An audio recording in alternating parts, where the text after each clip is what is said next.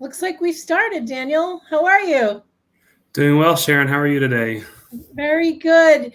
I am really excited. Do you know this is our first inaugural Smart Talk? And so you will be forever remembered in history as, I guess, the smartest of the Smart Talks. No pressure at all. Thank you. Well, it'll be interesting. We've got lots of people watching, so I think the best thing about a Smart Talk is we'll keep it casual and just I'm really looking forward to learning a lot about what's happening at Arizona State University. But let me just introduce ourselves to the audience. I'm Sharon Butler. I'm the EVP of Global Education at Flywire. I lead teams all around the globe, and hopefully those people on the hangout here. I'm waving to my flymates that are on and to our great clients out there. Thank you for joining. And our amazing guest is Daniel Hoyle. He's the Director of International Students and Scholars Experience, and he's from ASU, which we know you have a lot going on there. You have an enormous international student population. So today, I know everybody's probably sick of the word COVID, but obviously as it relates to education has been a massive impact. And, one of the things we try to do is do some research, try to learn and grow as an organization. And so we actually went out and recently did a Passport to Higher Education report. And the report was really a result of independent research gathered from more than 1,000 students around the world. So we have that, but then we also have you here to help us bring real-time insights from your institution. The research that we have found, Daniel, is that despite COVID, demand for global education is stronger than ever, with most students wanting to return to campus. And with the start of the new academic year, pretty much here now. And I know you were recently at the airport meeting and greeting. I'm curious if you could share with us how are things at ASU and maybe a little glimpse into some of the measures ASU has taken to manage the global pandemic issue. Sure. Thank you, Sharon. I first want to start by saying I love the way you phrased it in the beginning that we're sick of the word COVID. It's my style of humor. But as you said, in our experience here at ASU, and we've had a couple of articles come out recently showing that, as you said, despite the pandemic, despite COVID, we are seeing very great numbers in enrollment at ASU this fall, both on the domestic and international student side. And of course, I'll speak more on the international student side, as that's where I spend my time and my efforts at and engaging our international students. But we've seen, you said, increases in applications. We've seen increases in enrollment.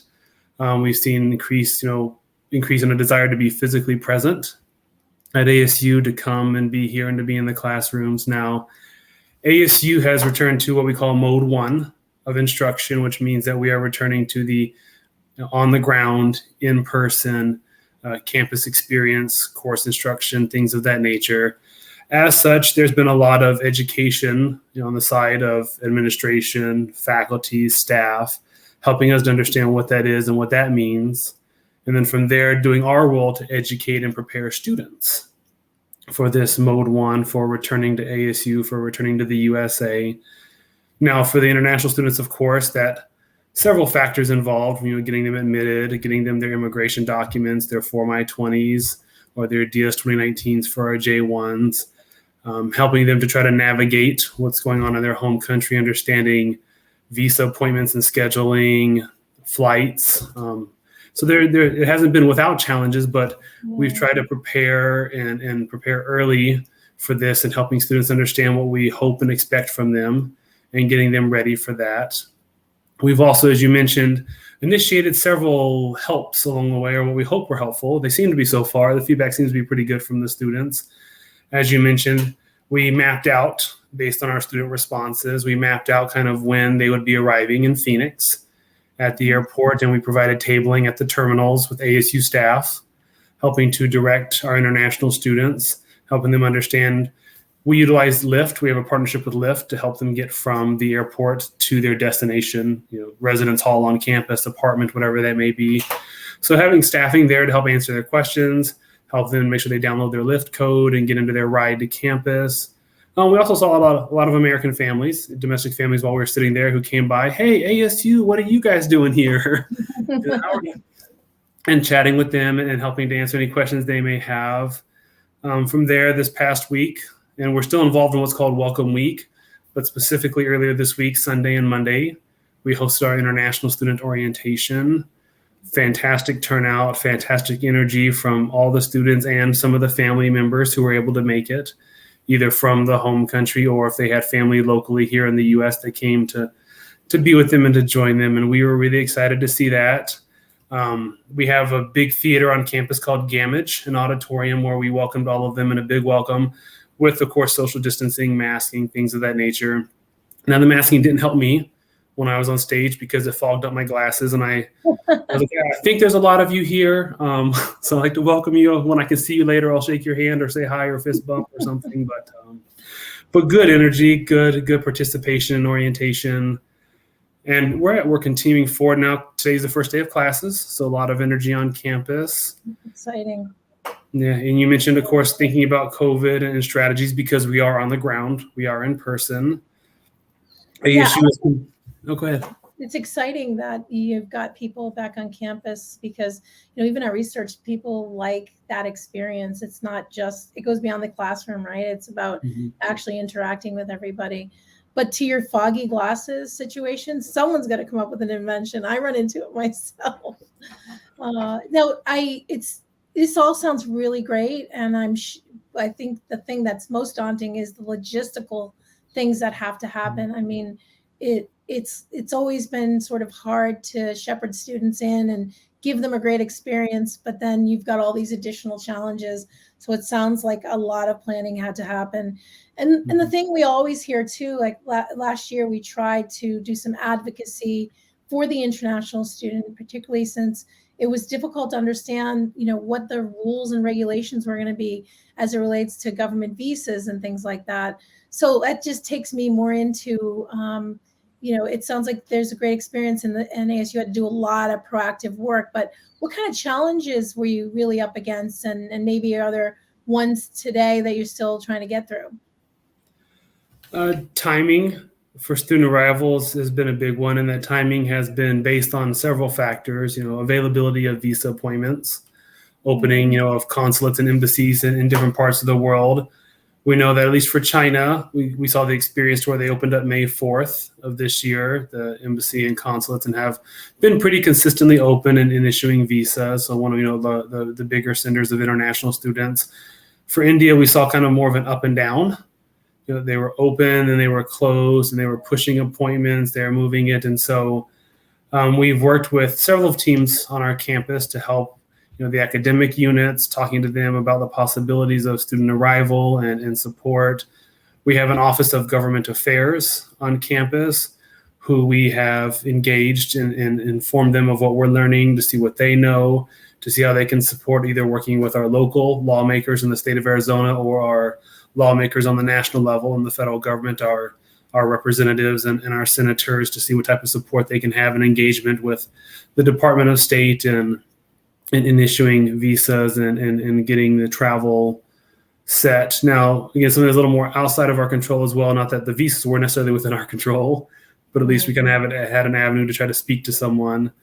Flights, students were reporting, canceled flights and having to move the dates back. And so, hey, I might end up missing orientation, or I might be a couple of days late for class, things of that nature. And so then, again, kind of poking on the academic units, getting their support, getting them rallied around, getting the students here. And it was great to be able to have that support across campus from various offices to be able to say, hey, let's get this, let's do that, let's make sure students can arrive and get into classes and do what they need to do, because they truly are expressing the interest and the want to be here. Right. And so it sounds like communications is a full-time job as well, because there's so many nuances to the countries that students are originating from and the rules and regulations. And I think other institutions, some that will be on this call, I think the hardest part really is understanding those regulations because, international students are looking for advice. You become like that advisor.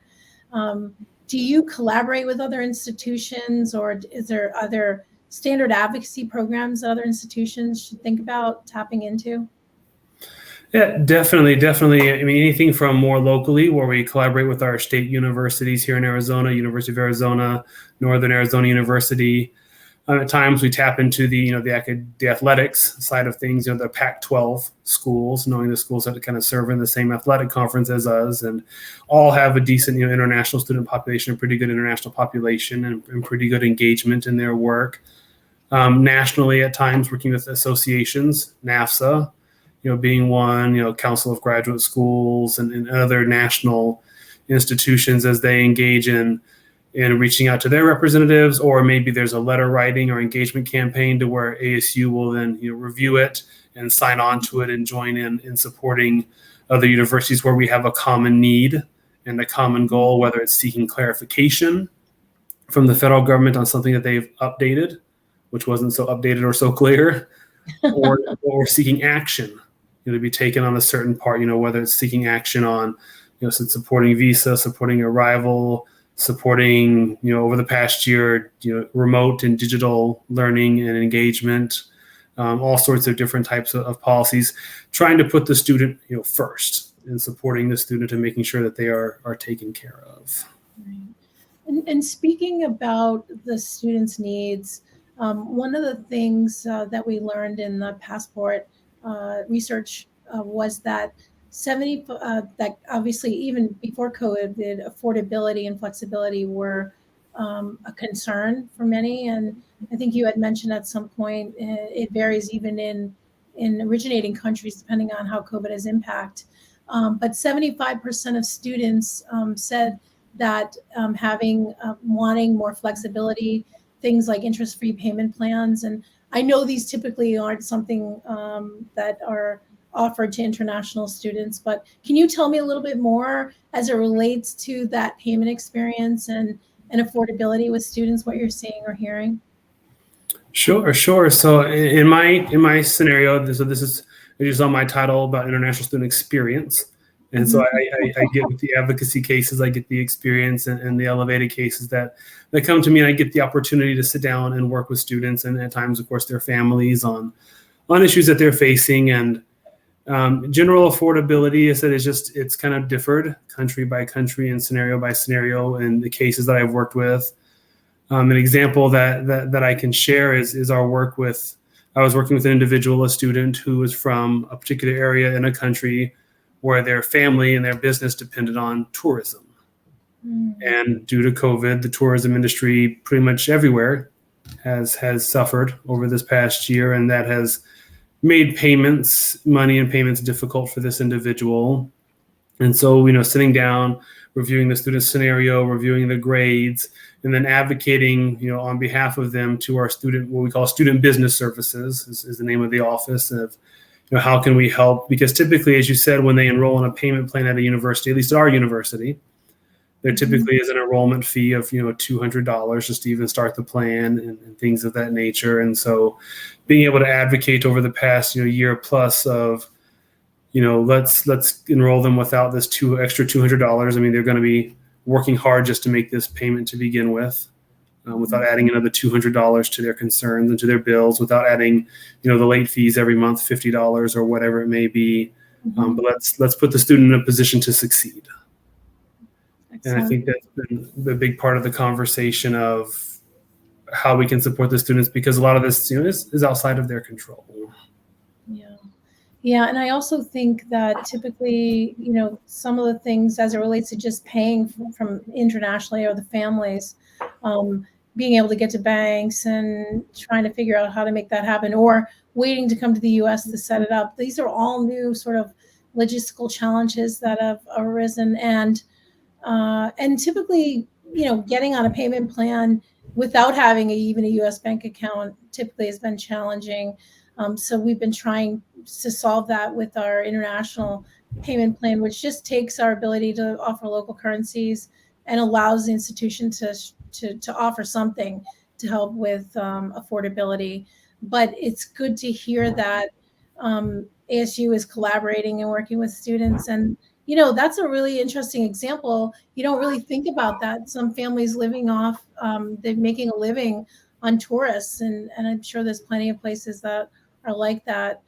Uh, well, I can't believe it, but it's already 16 minutes and I could talk to you all day. It's been really fun. And we're really excited to have you as a partner, and I've enjoyed our time chatting. Um, if there's anybody on the call that would like to learn more about the research that we did and talking to thousands of international students, then feel free to go to flywire.com passport report, and you can access the latest research. And I really want to, you can download it here as well. I wanted to once again wrap it up and let Daniel know I appreciate his time and wish all institutions out there a great fall, and good luck. Awesome. Thank you, Sharon. Thank you, Daniel.